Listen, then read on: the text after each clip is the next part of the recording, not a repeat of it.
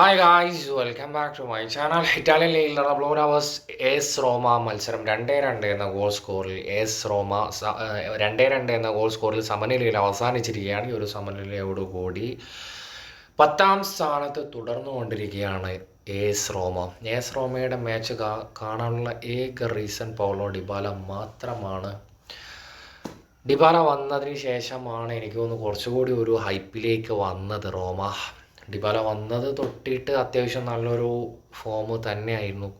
അതിൻ്റെ ഇടയ്ക്ക് ഒരുപാട് ഇഞ്ചുറീസൊക്കെ പറ്റിയിട്ടുണ്ടായിരുന്നു. ഡിബാലിനെ സംബന്ധിച്ചിടത്തോളം കരിയർ ഒരു വലിയ രീതിയിലുള്ളൊരു ഹൈപ്പിലേക്ക് പോകാതിരുന്ന ഒരു മെയിൻ റീസൺ ഈ ഒരു ഇഞ്ചുറി തന്നെ ആയിരിക്കും. എനിക്ക് തോന്നുന്നു യുവൻറ്റസിൽ നിൽക്കുന്ന സമയത്ത് ഓൾമോസ്റ്റ് ഒരു ടോപ്പ് 5 വേൾഡിലെ ടോപ്പ് ക്ലാസ് പ്ലെയർ എടുക്കുന്ന സമയത്ത്, അല്ലെങ്കിൽ ടോപ്പ് 10 കൂട്ടിക്കോളും, ടോപ്പ് 10 പ്ലെയേഴ്സ് എടുക്കുന്ന സമയത്ത് ഡിബാലയും ആ ഒരു സ്ക്വാഡിൽ ഉൾപ്പെടുത്തുമായിരുന്നു. അത്രക്കും നൈസ് പെർഫോമൻസ് ആയിരുന്നു.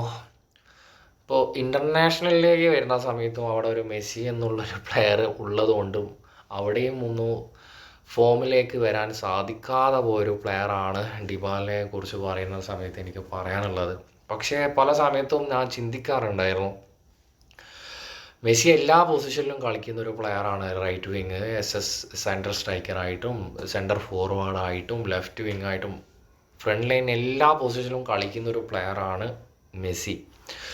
പക്ഷെ എന്തുകൊണ്ടാണ് ഈ ഡിബാല എന്ന് പറയുന്ന ഒരു പ്ലെയറിന് ആദ്യം മെസ്സിയുടെ കൂടെ കളിപ്പിക്കുന്നില്ല എന്ന് ഞാൻ പല വട്ടം ചിന്തിച്ചൊരു കാര്യമാണ്. പക്ഷെ മെസ്സിയുടെ കൂടെ ഇറങ്ങിയ ആ ഒരു സമയത്ത്, കോപ്പ അമേരിക്കയിൽ ഇറങ്ങിയ ആ ഒരു സമയത്ത് നല്ല രീതിയിൽ അത് കണക്റ്റായിട്ടും കാണാൻ വേണ്ടി സാധിച്ചു.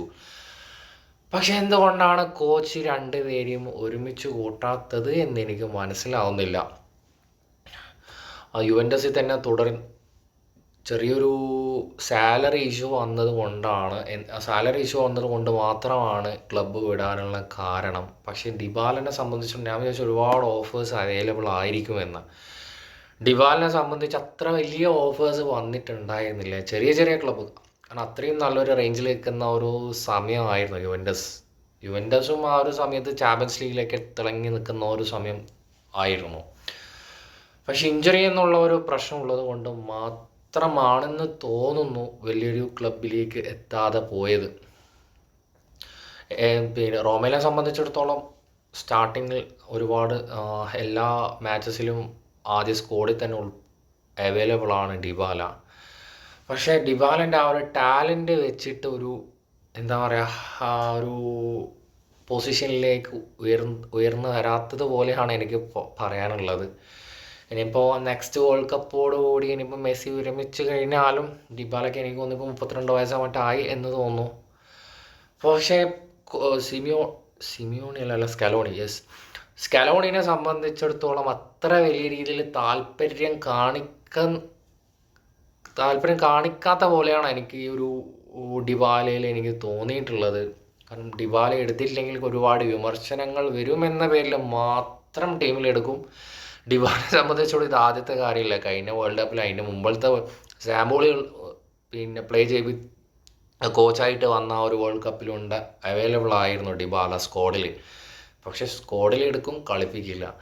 മറ്റേ പടത്തിലെ ഡയലോഗ് എനിക്ക് ഓർമ്മ വന്നത്, തോക്കണ്ട് വെടിവെക്കാൻ പറ്റില്ല എന്ന് പറയുന്നത് ഒരു ഡയലോഗ് ഉണ്ടല്ലോ, അതാണ് എനിക്ക് ഡിബാലേൻ്റെ കാര്യം പറയുമ്പോൾ എനിക്ക് ഓർമ്മ വരുന്നത്.